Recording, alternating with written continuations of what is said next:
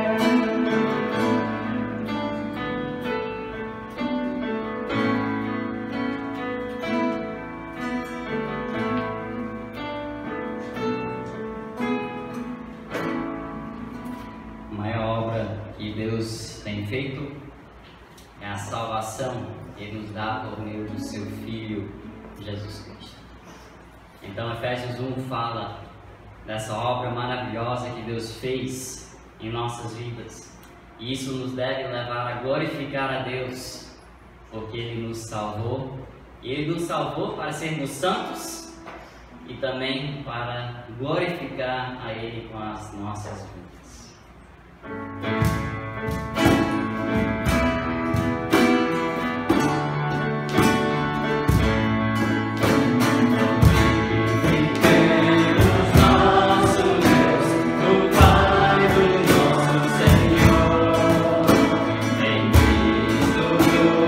Abençoou com bênçãos.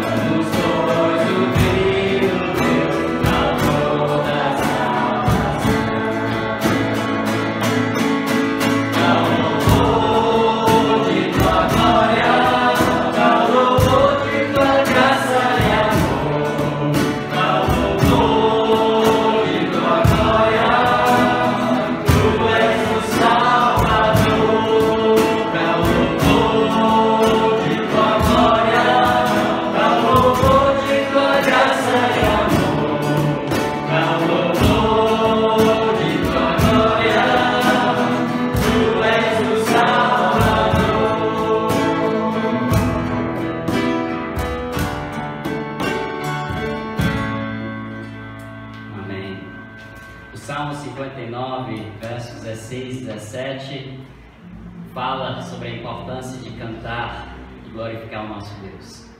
Mas eu cantarei louvores à tua força, de manhã louvarei a tua fidelidade.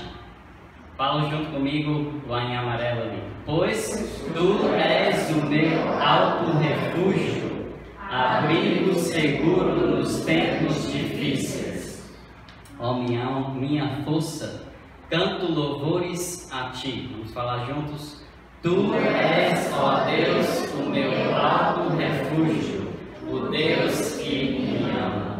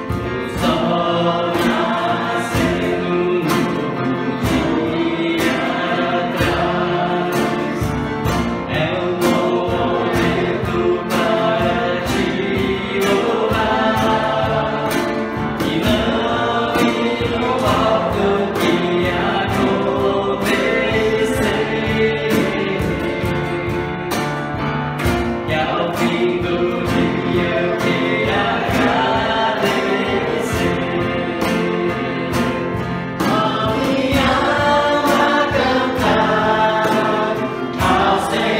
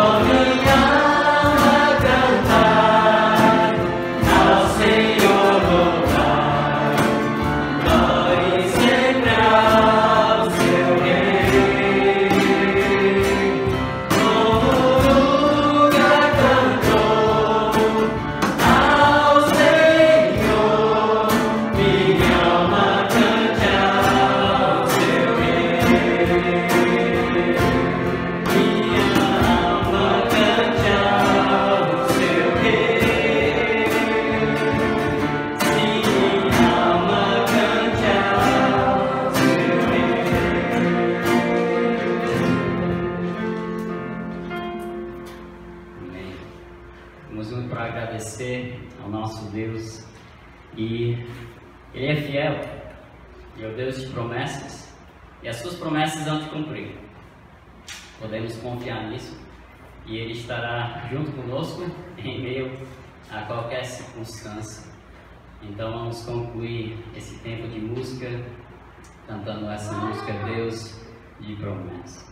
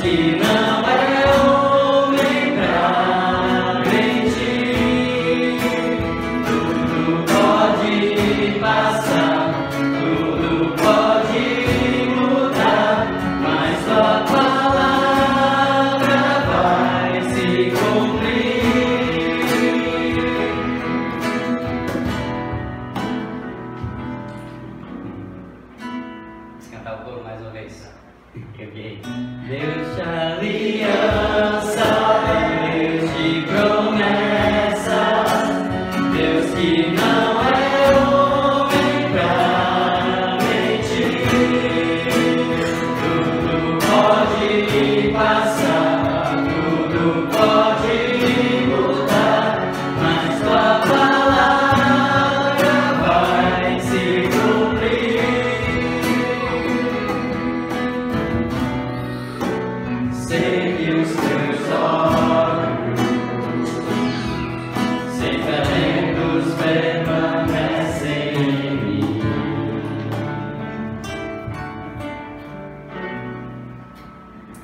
Obrigado, Senhor, por essas verdades tão preciosas que vêm da Sua palavra,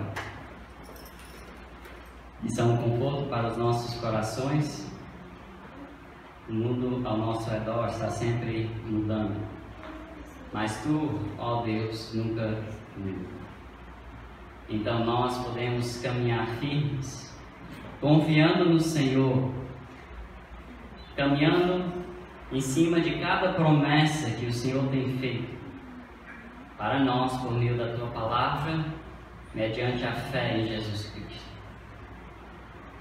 Nos dê ousadia, ó Pai, para vivermos como servos do Senhor durante esses tempos difíceis.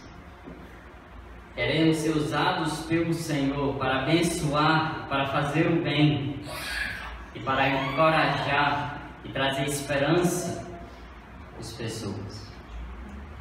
Abençoe agora também o estudo da Sua palavra, tanto com as crianças como também com os adultos, que nós tenhamos corações sensíveis, que nós tenhamos o desejo ardente de aprender e de pôr em prática aquilo que nós aprendemos.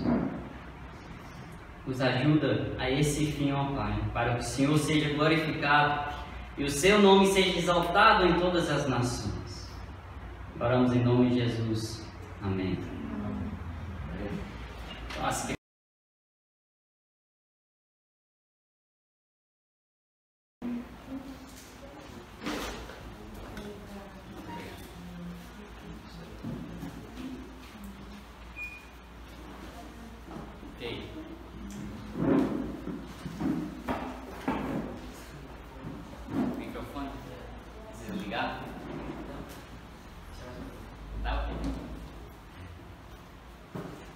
Então, bom dia a todos. Bom dia. Uma grande alegria poder estarmos reunidos aqui para adorar o nosso Deus e fazer isso juntos, encorajar-nos juntos por meio da música e agora por meio da pregação da palavra. Hoje eu queria pensar um pouco mais sobre como nós devemos viver nesses momentos. Hoje, como é que nós devemos viver? É um assunto que tem pesado sobre o meu coração por alguns meses agora. E aqui no começo eu já queria também mencionar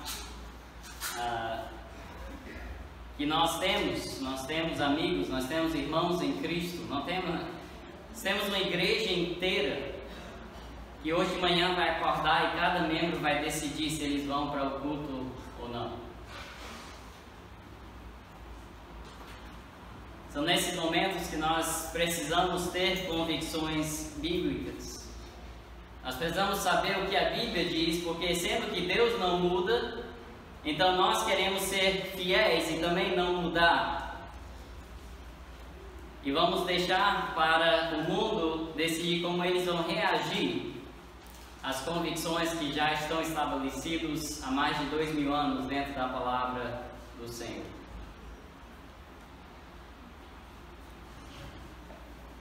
Dentro do ciclo de amizades de Jéssica e eu, temos um pastor que agora está preso em Canadá. Não é China, não é um país muçulmano em Canadá. A igreja dele é só 6 horas ao norte de carro, bem perto de uma igreja mantedora nossa.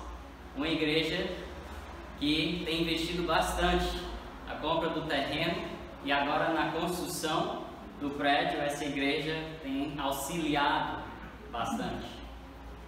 Em meio ao sofrimento, eles têm sido generosos para o avanço do Evangelho. Esse pastor, James Coates, decidiu que perante Deus, com a consciência limpa perante Deus e com convicções bíblicas, ele crê que a igreja precisa manter o culto. E foi desafiado de várias formas. A igreja foi multada e a igreja pagou as multas cada domingo para poder continuar a congregar. E domingo passado, finalmente, eles decidiram que precisavam levar o James Coates para a prisão. Levaram ele para a prisão, ele foi voluntariamente.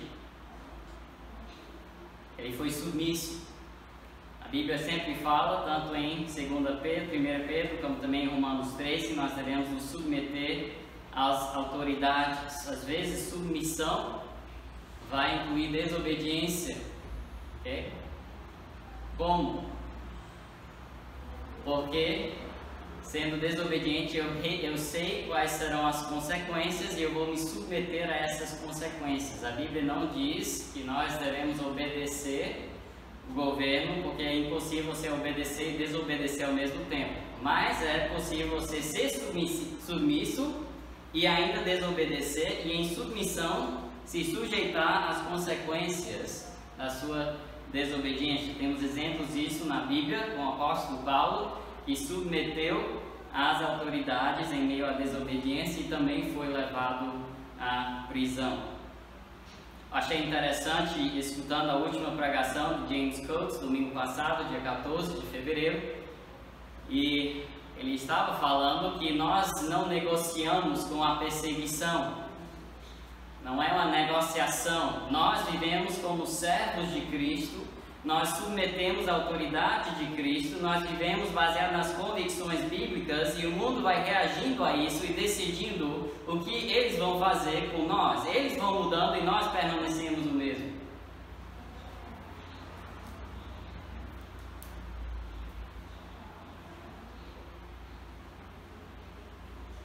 Em Hebreus capítulo 13.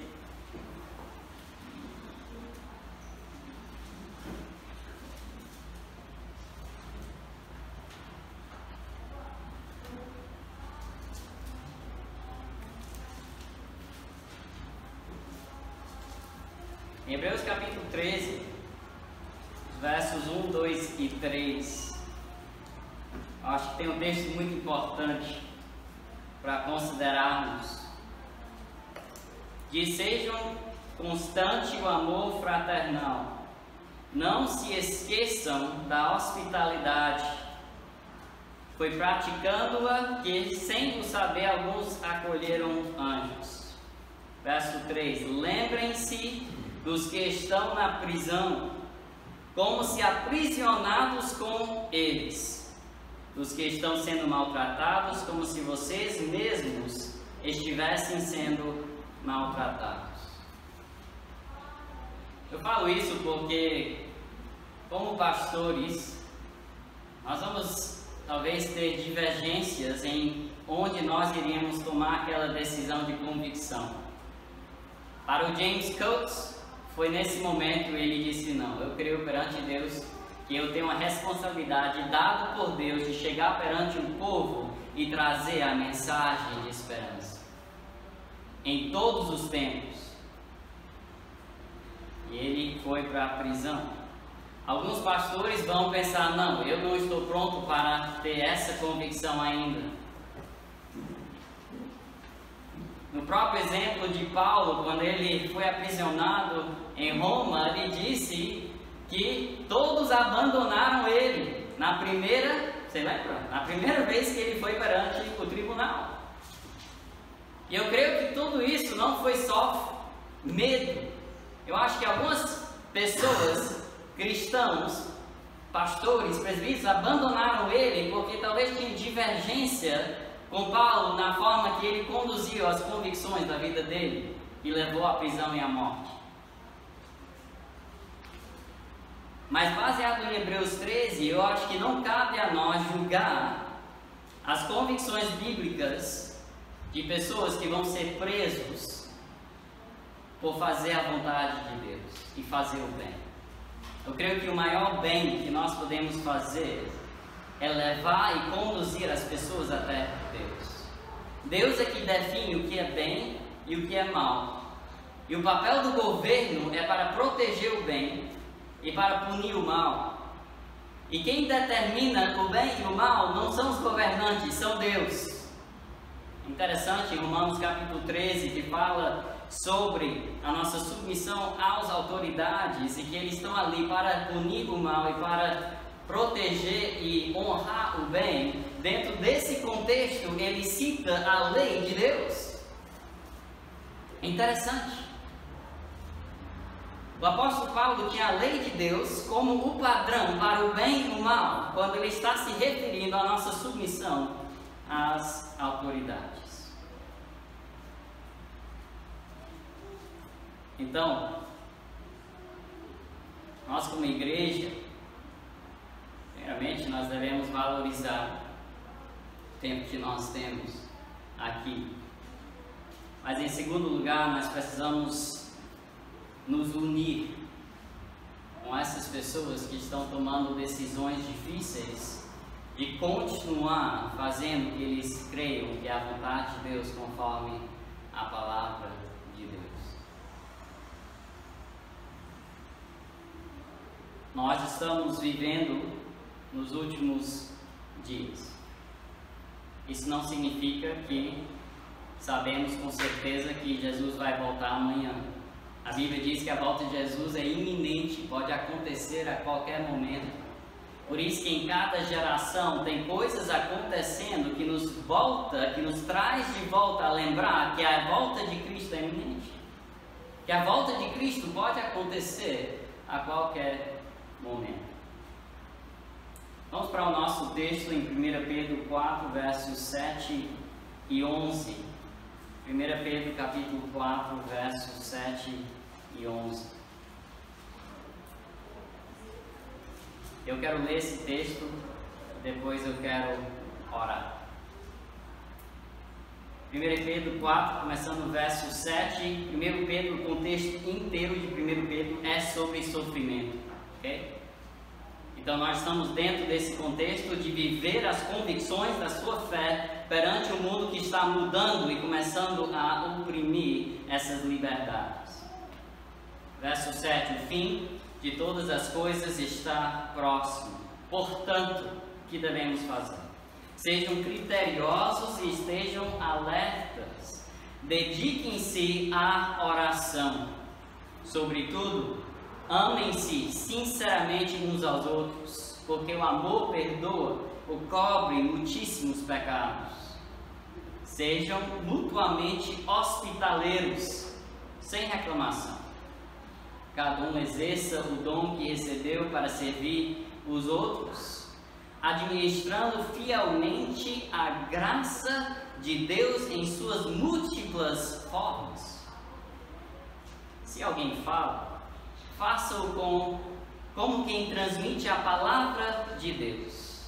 Se alguém serve, faça-o com a força que Deus provê, de forma que em todas as coisas Deus seja glorificado mediante Jesus Cristo, a quem seja a glória e o poder para todos sempre. Amém. Vamos orar.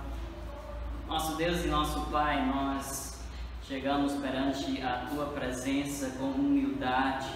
Nós somos os Teus servos e queremos sempre fazer a Tua vontade. Ó Pai, hoje de manhã nós lembramos desses irmãos em Cristo em Edmonton, Alberta. Nós lembramos do pastor James Coates, que hoje está na prisão. A condição que foi dada a ele para ser libertado foi a condição de nunca mais pisar dentro daquela igreja, de renunciar o seu pastoreio sobre aquela igreja e não pregar a palavra de Deus mais. Obrigado, ó Pai, pela ousadia que ele teve perante Deus dizer não.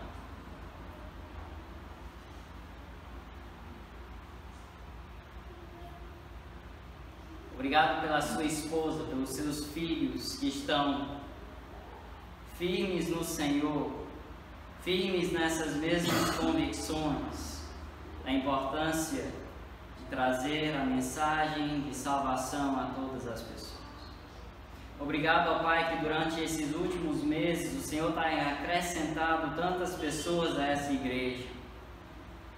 Pessoas têm vindo para ouvir, pessoas têm sido salvos e batizados. E que isso possa continuar, que esses irmãos em Cristo, que hoje, em alguns momentos, aqui em alguns instantes, estarão acordando para o domingo e vão decidir se vão sair de casa e ir para a igreja ou se vão permanecer em casa. Que o Senhor fortalece cada irmão. Que a igreja do Senhor Jesus Cristo possa se levantar e possa se firmar cada vez mais na Tua palavra e viver as suas convicções perante o mundo que cada vez mais está mudando.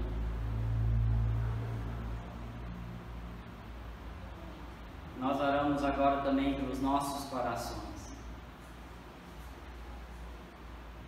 As ordens desse texto são explícitas. Nós temos obrigação, como servos do Senhor, a fazer o que esse texto bíblico nos fala. E queremos fazer isso com amor e com fidelidade ao nosso Deus. Nos ensina, ó Pai, para que o Seu nome seja glorificado entre as nações. E nós oramos em nome de Jesus. Amém. Como é que nós iremos viver para Deus nos últimos dias? O que Deus espera de nós? Tem vários textos, mas hoje eu queria voltar para um texto que por muitos anos eu tenho olhado esse texto. 1 Pedro capítulo 4, versos 7 a 11. Creio que temos 4 ordens dadas por Deus a nós aqui, de como nós devemos viver em todos os tempos, especialmente quando o fim de todas as coisas está próximo.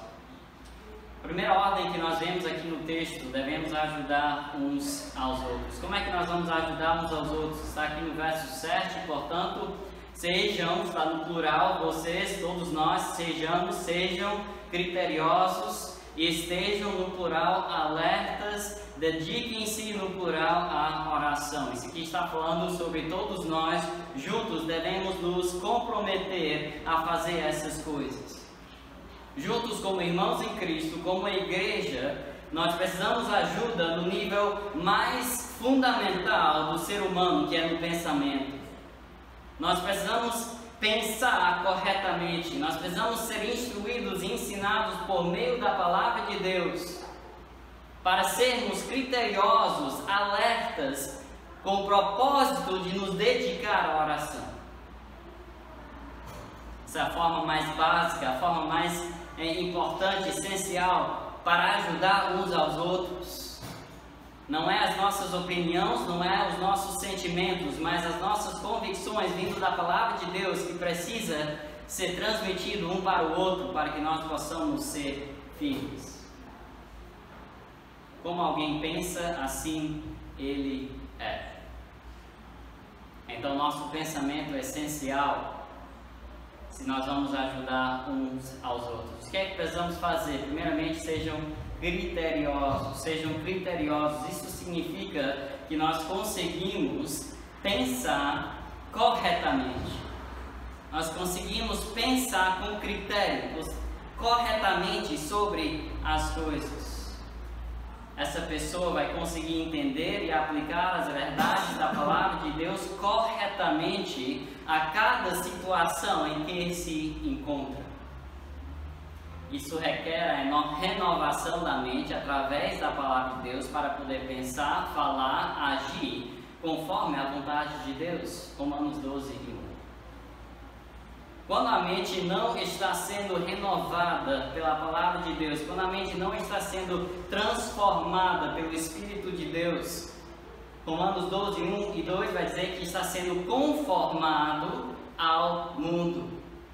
Se nós não estamos proativamente buscando renovar a mente por meio da palavra, o mundo naturalmente vai conformar o nosso pensamento da forma que eles Veja, qual o resultado disso? O quanto mais conformado nós somos ao mundo, menos discernimento nós teremos. Não iremos conseguir discernir o que é a vontade de Deus e o que não é a vontade de Deus. E o pior é, se nós não temos discernimento, vai chegar um momento que nós nem conseguimos identificar a verdade. Perdemos a habilidade de pensar corretamente. E começa a haver uma diferença entre o que Deus pensa e o que Ele fala na palavra, e o que nós pensamos, o que nós falamos e como nós agimos em nossa vida. Mas além disso, além de sermos criteriosos, precisamos também estar alertas. Estejam alertas ou sóbrios. Alertas ou sóbrios. Isso significa que conseguimos pensar claramente. Criterioso, você pensa corretamente. Sóbrio ou alerta significa que você pensa claramente e consegue então agir naquela situação. A pessoa sóbria não está embriagada. Alguém que está embriagado com álcool, aos poucos começa a ser controlado pelo álcool. O seu falar, o seu agir é influenciado pelo álcool. Não consegue pensar claramente mais. O álcool desse mundo é sutil e é oferecido a nós através de programas de TV, de filmes, da internet, né? Na sala de aula, por pessoas famosas, por influenciadores, por livros, lojas, músicas. Está sendo oferecido a nós constantemente. E aos poucos começa a influenciar como pensamos e agimos, e sem perceber ficamos embriagados com os valores, pensamentos e ideias desse mundo. E não conseguimos nem perceber isso. Por muito tempo, várias pessoas têm falado que o nosso cristianismo tem ficado um cristianismo muito light. Um cristianismo muito fraco, muito confortável. Talvez Deus está começando a abrir os nossos olhos, que há tempo nós deixamos de estudar a palavra de Deus para ter convicções, para encarar o mundo. O que nós precisamos? Nós precisamos de discernimento e precisamos de sobreza. Precisamos pensar claramente, precisamos pensar biblicamente sobre tudo. Eu trouxe algo que eu estou fazendo aqui nas terças para ilustrar esse ponto que eu creio que é tão importante. Nas terças nós estamos fazendo isso, encorajo vocês a fazer em casa também. Nós temos essa garrafa aqui.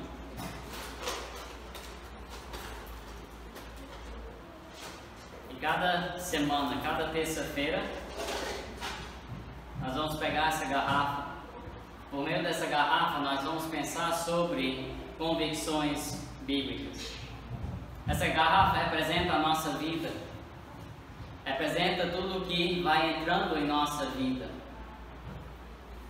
E nós temos uma escolha: ou nós podemos começar a estabelecer uma grade de convicções bíblicas agora, antes das pedras do mundo começar a nos atacar, e essas pedras não vão passar e não vão fazer um estrago na nossa vida, ou nós podemos começar a vida assim e deixar as pedras começarem a entrarem aqui e depois olhar e dizer: vai, isso aí não está dando muito certo na minha vida, como é que eu vou tirar isso agora? Sua escolha.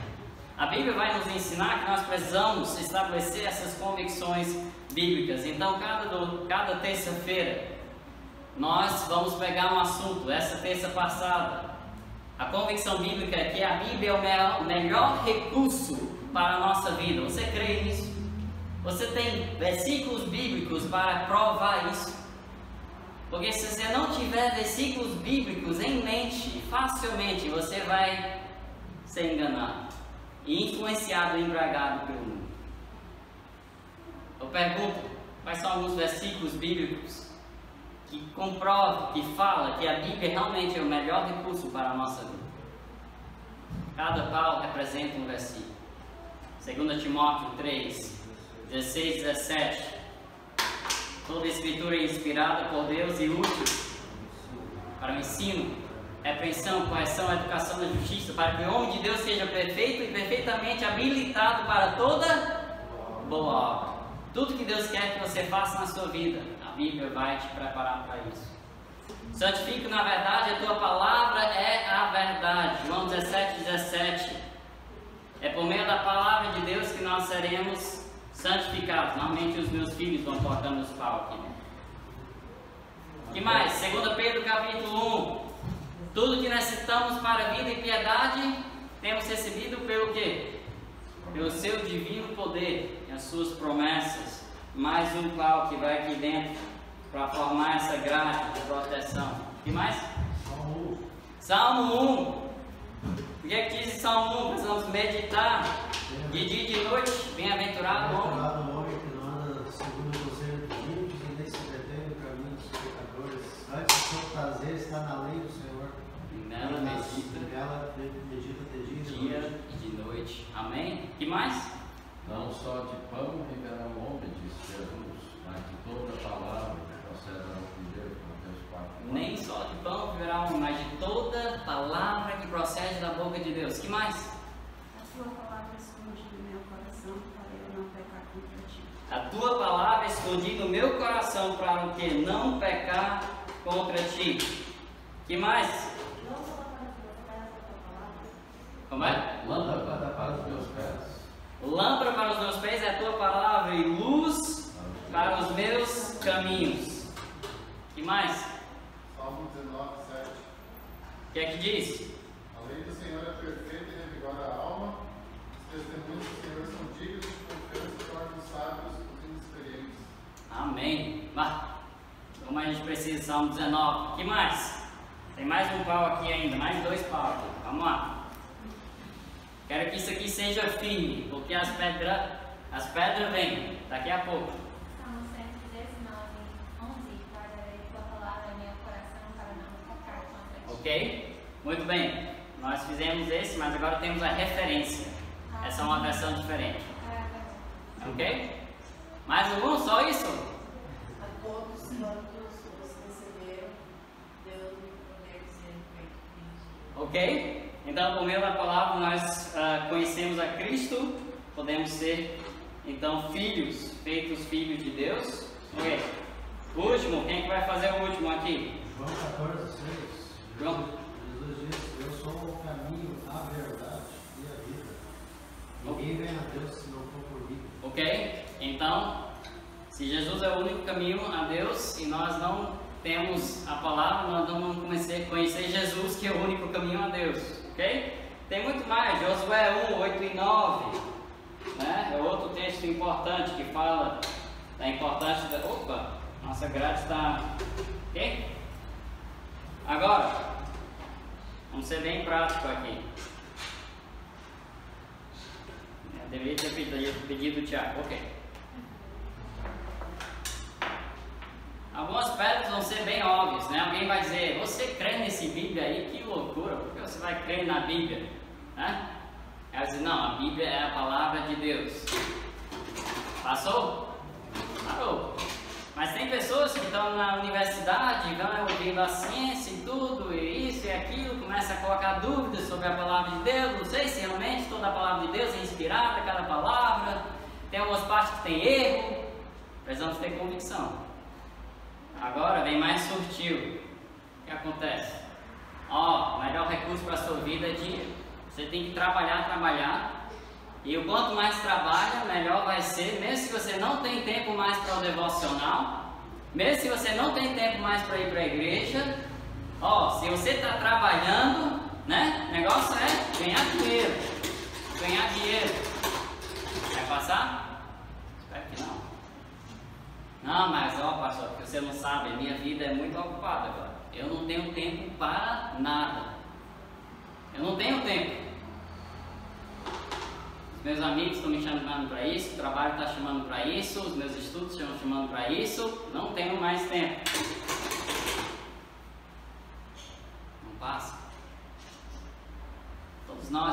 com isso? Quem não acorda, quem não vai acordar amanhã e pensar, será que eu vou ler a Bíblia hoje? Agora imagina se nós lermos todos esses textos bíblicos assim que acordar, e depois de ler todos os textos que nós citamos agora, as convicções bíblicas, será que vai ser mais difícil ou mais fácil escolher então ler a Bíblia aquele dia, amanhã?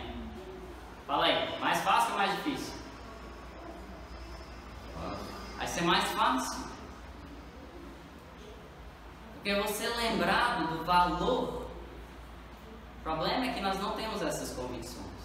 Não temos textos. Então, sutilmente, nós colocamos desculpas que racionalmente na nossa mente nós não. É porque realmente eu estou dando outro jeito. O meu tempo com Deus é quando eu estou caminhando e eu estou pensando assim. Pode ser. Pode ser. Mas tem tantas outras coisas. Quantas convicções bíblicas nós temos?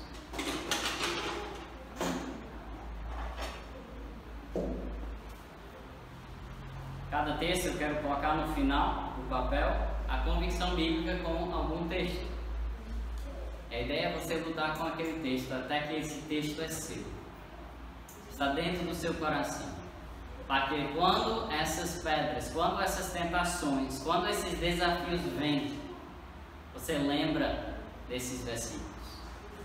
E você lembra dessas convicções. Por que é então importante tudo isso? O final do verso 7, dediquem-se à oração. Literalmente diz, para as suas orações.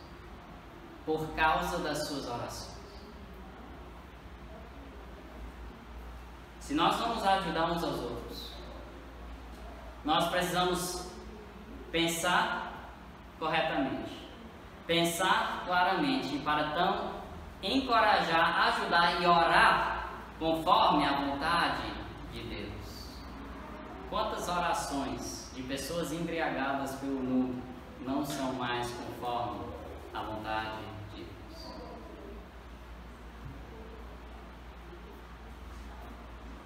Então aqui, dediquem-se à oração. Nós vamos ajudar um ao outro a sermos criteriosos, a estarmos alertas e vamos nos dedicar a orar um pelo outro para permanecer firme contra as ciladas do diabo, como diz em Efésios capítulo 6. Segunda ordem, desculpa, vamos colocar aí, precisamos ajudar uns aos outros e pensarmos biblicamente para o bem das nossas orações.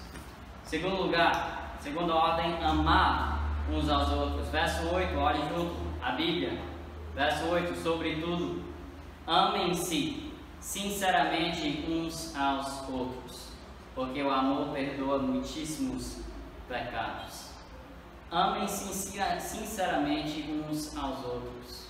Como é que nós devemos amar uns aos outros? Esse amor é de suma importância, sobre tudo, acima de tudo. Até acima de uma pandemia, nós continuamos com a obrigação e a necessidade de amar um ao outro. É impressionante como essa pandemia tem causado, graças a Deus não aqui, mas em tantas outras igrejas, tanto conflito entre irmãos em Cristo sobre o que deve e o que não deve fazer. Esse amor é sincero. Amem-se sinceramente. Literalmente é um amor intenso. É a imagem de um atleta competindo numa corrida olímpica, se esticando o máximo para cruzar a linha de chegada. Esse é o tipo de amor que estende ao limite com sinceridade para o próximo. Junto com isso, é um amor sacrificial, um amor que sacrifica, é um amor um para com os outros. É um amor que eu vou fazer um sacrifício e me estender para ajudar o próximo em amor. Quando a vida fica difícil, quando temos medo, em meio a uma pandemia, normalmente o que tem acontecido? Nós nos isolamos e nós pensamos só sobre a nossa sobrevivência, não é? Ao ponto que nós temos medo de, em amor, ajudar uma outra pessoa.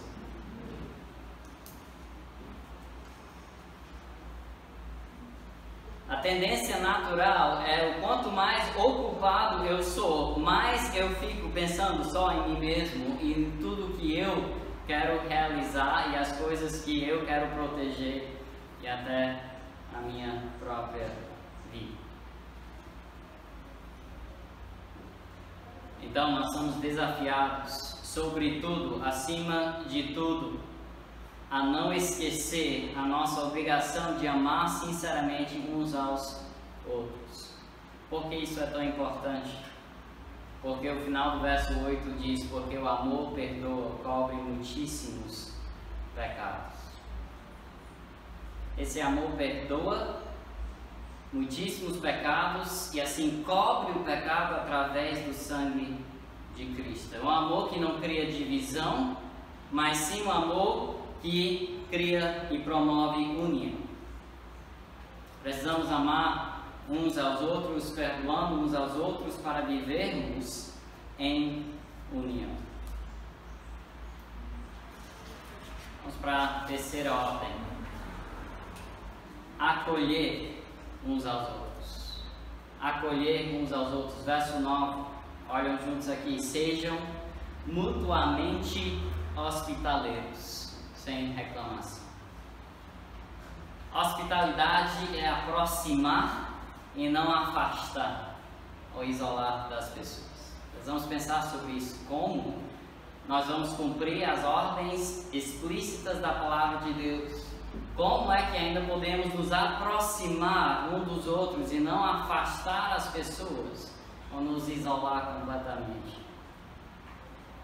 Precisamos de sabedoria, mas vamos precisar continuar a demonstrar a hospitalidade. É um dever como um cristão. Hospitalidade é literalmente receber alguém como parte da sua família. Receber como parte da sua família. Isso nos ajuda a entender o que está acontecendo aqui. Porque a hospitalidade é tão essencial dentro do contexto da igreja. Porque nós somos o quê? Nós somos a família de Deus. Então, naturalmente, devemos ser hospitaleiros, devemos tratar um ao outro como parte da família. Por quê? Porque nós somos parte da família.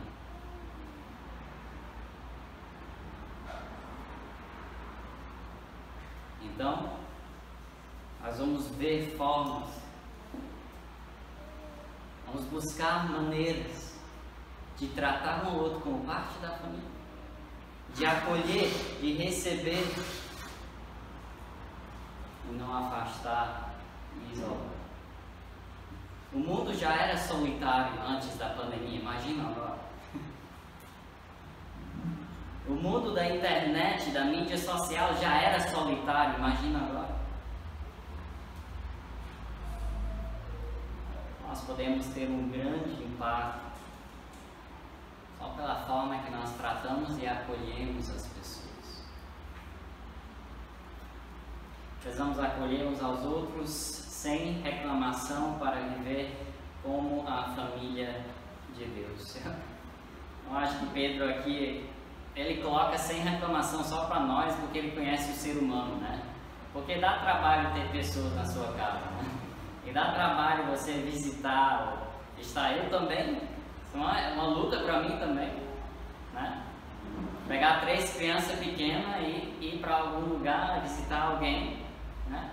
Mas vale a pena. E não devemos murmurar sobre isso, não devemos reclamar sobre isso. Deve ser um prazer e um privilégio. Por fim, devemos servir uns aos outros. Verso 10. Cada um exerça o dom que recebeu para servir os outros, administrando fielmente a graça de Deus em suas múltiplas formas. é necessário continuar servindo uns aos outros. Aqui diz que cada um exerce o dom que recebeu para servir os outros. O dom é um presente. Então, Pedro está falando para crentes que estão vivendo em momentos difíceis, estão encarando o sofrimento aqui no contexto, e ele diz: eu tenho uma boa notícia para você, tem um presente que Deus tem te dado. Cada um de vocês tem recebido um presente em meio a essa pandemia. Esse presente é um dom espiritual. O que é que fazemos? O que é que façamos com o presente? O que é que a gente faz? A gente abre o presente e a gente usa. Então precisamos abrir e usar esse dom que Deus tem nos dado para servir uns aos outros. O que podemos aprender sobre esse dom que Deus tem dado para cada um? Esse dom não vem de mim em primeiro lugar. Esse dom não vem de mim. Diz: cada um exerce o dom que recebeu. Se você recebeu, então não se originou em você, é algo que você recebeu. Nós sabemos que esse dom vem de Deus. Cada dom espiritual tem sua origem em Deus. Nesse sentido, cada dom é especial, cada dom é valioso, cada dom é precioso dentro do contexto da igreja. Imagina quanto mais para uma igreja pequena como nossa, cada dom é essencial. Somos em torno de 30 a 40 pessoas. Deus tem dado 30 a 40 presentes aqui dentro para servir um ao outro.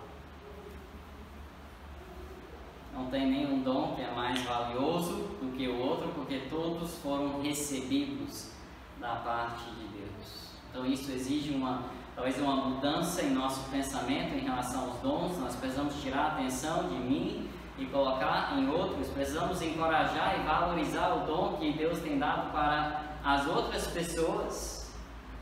Precisamos valorizar que tem dons diferentes aqui dentro, e cada um vai ter uma função diferente dentro da igreja, igualmente importante. Já compartilhei essa história no passado, mas eu gosto de lembrar dessa história do marceneiro e as ferramentas. Se você já ouviu, é bom lembrar dessa história. Conta que em uma marcenaria houve uma estranha assembleia. Foi uma reunião onde as ferramentas juntaram-se para acertar suas diferenças. O martelo estava exercendo a presidência, mas os participantes exigiram que ele renunciasse. A causa? Fazia demasiado barulho, além do mais, passava todo o tempo golpeando. O martelo aceitou sua culpa, mas pediu que também fosse expulso o parafuso, alegando que ele dava muitas voltas para conseguir qualquer coisa. Diante do ataque, o parafuso concordou, mas, por sua vez, pediu a expulsão da lixa, dizendo que ele era muito áspera no tratamento com os demais, entrando sempre em atritos. A lixa acatou, mas com a condição de que se expulsasse a trena, que sempre media os outros segundo a sua medida, como se fosse o único perfeito. Nesse momento entrou o marceneiro, juntou todos e iniciou o seu trabalho. Utilizou o martelo, a lixa, a trena, o parafuso, e a rústica madeira se converteu em um belo móvel. Quando o marceneiro foi embora, as ferramentas voltaram à sua discussão, mas o serrote adiantou-se e disse: senhores, ficou demonstrado que temos defeitos, mas o marceneiro trabalha com nossas qualidades, ressaltando nossos pontos valiosos. Portanto, em vez de pensar em nossas fraquezas, devemos nos concentrar em nossos pontos fortes. Então a Assembleia entendeu que o martelo era forte, o parafuso unia e dava força, a lixa era especial para limpar e afinar asperezas, e a trena era precisa e exata, e sentiram-se como uma equipe, capaz de produzir com qualidade, e uma grande alegria tomou conta de todos pela oportunidade de trabalharem juntos. O mesmo ocorre conosco quando uma pessoa busca defeitos em outro, a situação torna-se tensa e negativa. Ao contrário, quando se busca com sinceridade os pontos fortes um dos outros, florescem as melhores conquistas humanas. É fácil encontrar defeitos e qualquer um pode fazer isto, mas encontrar qualidades, isso pertence aos sábios. Deus tem dado um presente para cada um de nós. Cabe a nós encorajar uns aos outros com esse dom espiritual e valorizar isso. E juntos, como igreja, iremos fazer muito mais para a glória de Deus. Junto com isso, esse dom não é principalmente para mim. Aqui deixa bem claro que nós o quê? Recebemos esse dom para servir os outros. Para servir os outros. Então, como é que cada dom nos ajuda a servir os outros? Eu quero passar aqui alguns com vocês. Exortação é a capacidade dada por Deus de encorajar, confortar e exortar outros a confiar e seguir a Deus. Nós precisamos disso? Com certeza. Serviço, socorro, ajuda, a capacidade dada por Deus de reconhecer e sacrificialmente atender às necessidades materiais e espirituais de outros. Precisamos disso? Com certeza. Misericórdia, capacidade dada por Deus de demonstrar compaixão para com aqueles que estão sofrendo. Tem pessoas sofrendo? Sim. Precisamos desse dom? Sim. Fé, a capacidade dada por Deus de ver algo que precisa ser feito e crer que Deus vai fazer, mesmo quando humanamente parece impossível. A gente precisa disso? Com certeza. Contribuição, a capacidade dada por Deus de dar generosamente para a obra do Senhor, livremente, em silêncio e com sacrifício, assim de fortalecer os outros. Precisamos disso? Com certeza. Com certeza. Então, mais uma vez, talvez isso requer uma mudança de pensamento sobre a igreja. A igreja não existe para ver o que tem para mim. A igreja não existe para satisfazer os meus interesses e gostos pessoais. A igreja existe para eu servir junto com os irmãos para a glória de Deus. Então a pergunta não é o que é que a igreja vai fazer para mim, mas como é que eu posso então servir os irmãos na igreja. O que é que Deus quer que eu faça? Como eu posso contribuir com o dom que Deus tem?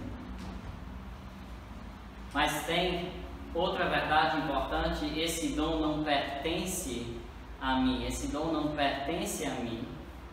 Diz no final do verso 10, nós devemos administrar fielmente a graça de Deus em suas múltiplas formas. Eu sou um administrador, eu não sou o dono do meu dom espiritual. Eu sou um administrador, um dispenseiro. O dom espiritual que você tem como crente é a multiforme graça de Deus em suas vidas. Ok? Esse presente que temos é a graça de Deus. Então a grande pergunta: será que eu serei um bom e fiel administrador da graça de Deus ou não? A graça de Deus já foi estendida a nós. Estou sendo um bom administrador dessa graça ou estou jogando essa graça fora? Pessoa que não está servindo conforme o dom que recebeu está desperdiçando a multiforme graça de Deus. Minha oração é que todos nós sejamos bons dispenseiros, bons administradores da multiforme graça de Deus. Mas aí vem a grande pergunta: como é que eu vou fazer isso? Como é que eu vou administrar fielmente a graça de Deus em suas múltiplas formas? Como é que eu vou entender esse aspecto de dons espirituais? Temos a resposta no verso 11. Esse dom é de falar e o de servir. No verso 11 diz: se alguém fala, faça-o como quem transmite a palavra de Deus. Se alguém serve, faça-o como a força que Deus provê, de forma que em todas as coisas Deus seja glorificado mediante Jesus Cristo, a quem seja a glória e o poder para todos sempre. Amém. Como é que nós vamos fazer isso? Falando e servindo. Falando e servindo. Dons de falar, ensino, evangelismo, exortação. Dons de servir, administração, ajuda, misericórdia, fé, contribuição. Como é que nós devemos falar? De acordo com o que? Diz aqui, a palavra de Deus. De acordo com a palavra de Deus. Então, em outras palavras, eu recebo a palavra de Deus, eu medito na palavra de Deus, eu estudo a palavra de Deus e depois eu falo a palavra de Deus. Então, a melhor coisa que eu possa fazer é usar a própria palavra de Deus. Longe de nós de colocar palavras na boca de Deus. Vamos ser fiel ao que Ele já revelou e vamos usar a palavra de Deus para exortar, ensinar e evangelizar. Em termos de servir, diz aqui claramente: eu vou servir com a minha própria força? Sim ou não? Não? Com a força que Deus provê. Com a força que Deus provê. Eu recebo a força de Deus para depois usar essa força para servir. Deus usa pessoas ocupadas. Você é ocupado? Então Deus quer lhe usar. Por quê? Porque é a graça de Deus que nos dá a força para servir. Se você consegue fazer na sua própria força, então não é o dom espiritual que Deus está usando aí. Se você for servir no seu tempo, conforme a tua força, não vai durar. Você vai fazer por um tempo e vai parar. Por quê? Eu vou dizer agora, vai faltar tempo e vai faltar força. Você vai estar ou cansado, ou não tem tempo. Normalmente é as duas coisas. Você não tem tempo e está cansado porque você não tem tempo. Então é um passo de fé, de apropriar a graça de Deus para a minha vida e então servir, mesmo quando eu acho que não tenho tempo e não tenho forças para fazer isso. E aí você vai ver o quê? Que Ele é forte quando eu sou fraco. E Ele será glorificado por meio do dom que Ele tem me dado. Então precisamos servir uns aos outros com o dom que Deus tem nos dado, para que Deus seja glorificado. Em conclusão, não será fácil, mas pela graça de Deus vamos nos comprometer a ajudar, a amar, a acolher e a servir uns aos outros durante e depois dessa pandemia. Vocês conseguem fazer esse compromisso perante Deus? Mas pastor, eu sou uma pessoa comum. Mas pastor, eu erro tanto assim, eu ainda erro muito na minha vida. Quem sou eu para me envolver na igreja ou muito mais na vida de alguém, de ajudar alguém? O meu pecado já é um montão, como é que eu vou ajudar outro com o pecado dele? Deixa eu lhe dar uma verdade muito importante. E eu falo isso para ajudar a resumir tudo que foi pregado desde o começo de janeiro, quando o pastor Diego falou do custo de seguir a Cristo. E depois a pregação do filho pródigo falando do que Deus tem feito em nossas vidas. Depois da pregação do meu pai sobre a nossa responsabilidade de ensinar, de instruir, de amar a Deus acima de todas as coisas. Nós nos sentimos incapazes de viver a vida que Deus quer que nós vivemos, não é? É só eu que sinto incapaz disso. É só eu que acho que a minha vida e o meu pecado é muito e eu não vou conseguir realmente ajudar outra pessoa. Perfeição não é o critério estabelecido por Deus para se envolver na obra de Deus.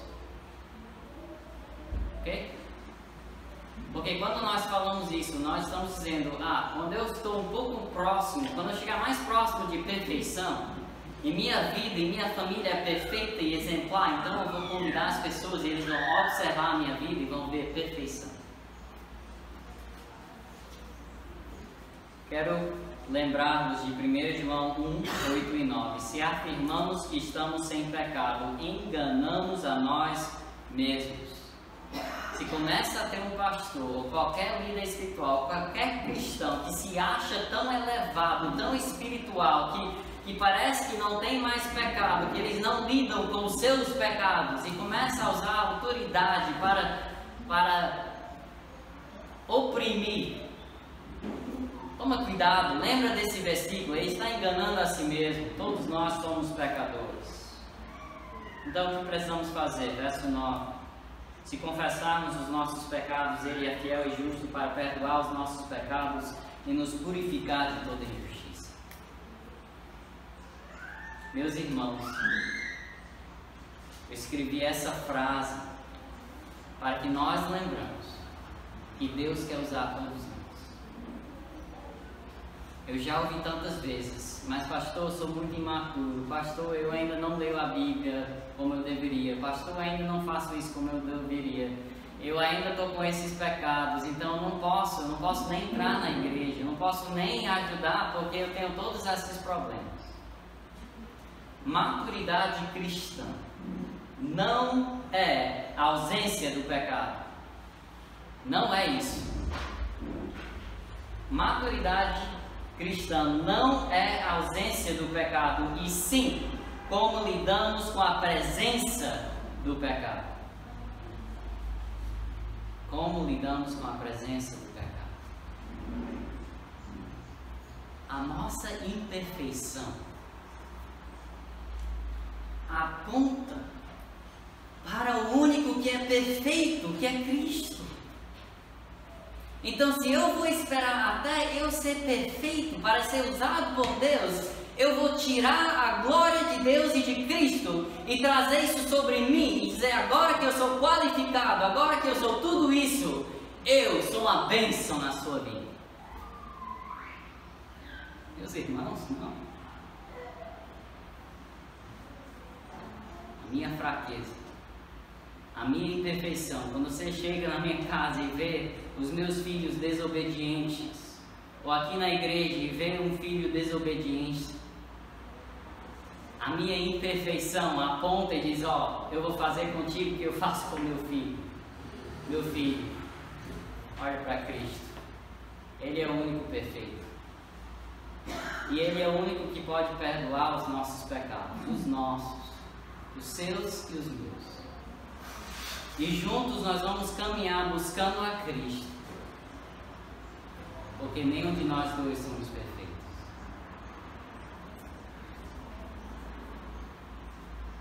Se você sabe lidar com a presença do pecado em sua vida, você não esconde o pecado, você não corre, mas você se renuncia e confessa o seu pecado perante Jesus Cristo e recebe perdão, então você é o tipo de pessoa que Deus quer usar na vida dos outros.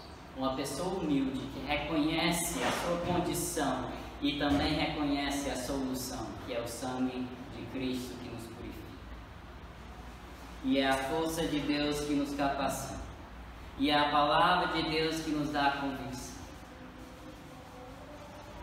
Deus quer usar cada um de nós que está lutando diariamente contra a presença do pecado.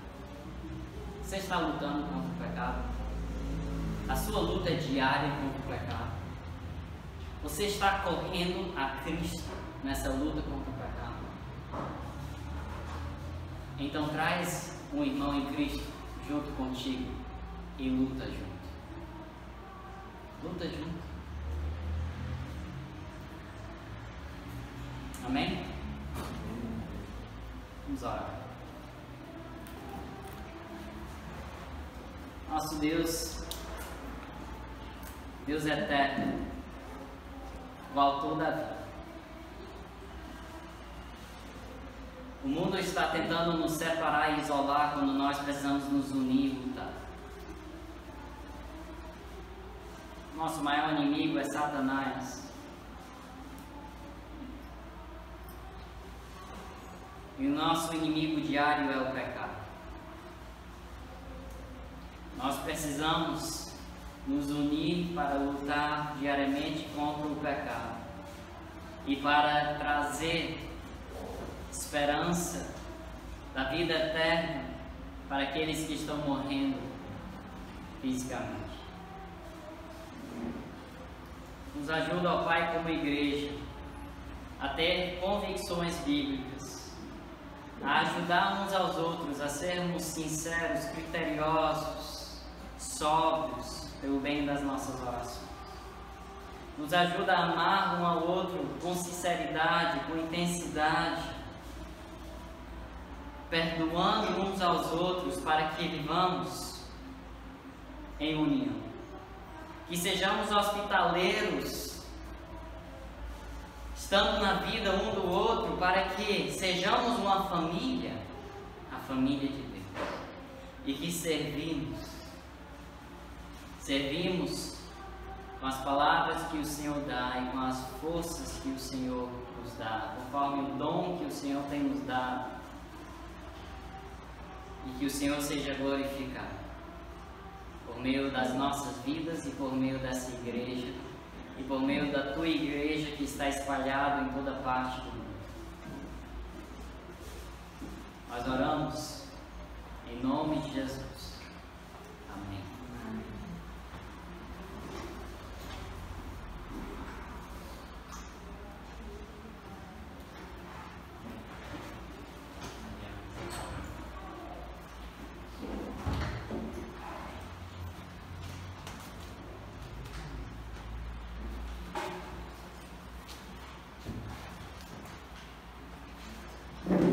Quero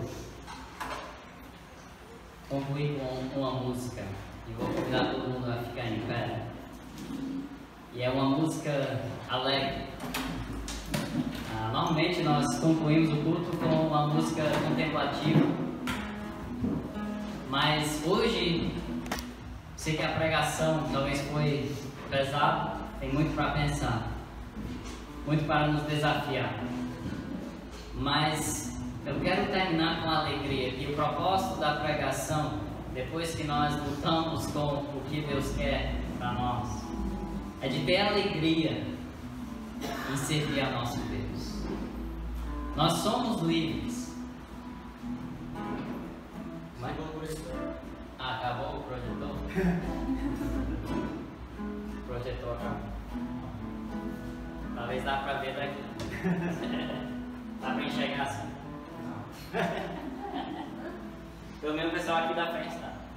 A música Sou Livre, eu acho que é bem conhecido, mas vamos cantar isso com toda a alegria, com todo o vigor, declarando que nós somos livres no Senhor, mas somos livres para um propósito específico, para caminhar em santidade e em toda verdade. Ok? Amém? Então vamos lá.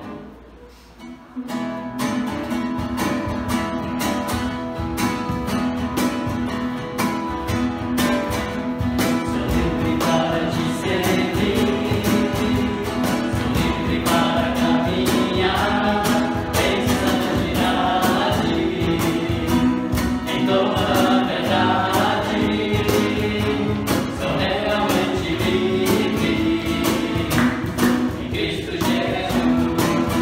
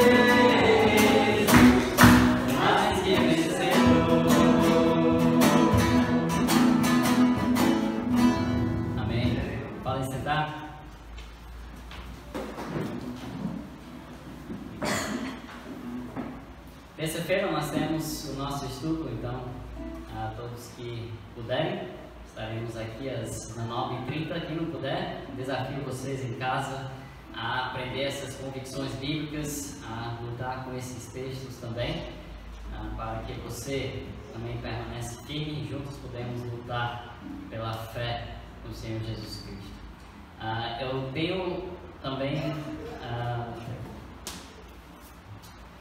o plano de leitura atualizado no português em vez do espanhol, ok? Então, se você quer no português, é só vir aqui falar comigo e pegar depois do culto. Vamos lembrar de orar com o pastor Diego e Vanessa, Noé e Júlia, se Deus quiser, estão voltando terça-feira, graças a Deus, estou com muita saudade, eu sei que os irmãos estão também, ok? Então deixa eu concluir orando por eles e pela nossa semana. Nosso Deus, nosso Pai, oramos por pastor Diego e Vanessa, Noé e Júlia, que o Senhor abençoe esses últimos 2 dias em Fortaleza, que seja uma bênção e também que o Senhor traz de volta aqui em paz. Nós oramos pela Tua proteção na vida deles, como também em nossas vidas. Nós queremos servir ao Senhor e reconhecemos que é o Senhor que nos dá força e saúde para servir com todo o amor e todo o vigor. Então nos abençoe essa semana e possamos ser encorajados a ser fortes no Senhor e a amar e servir o nosso Deus. Oramos em nome de Jesus. Amém.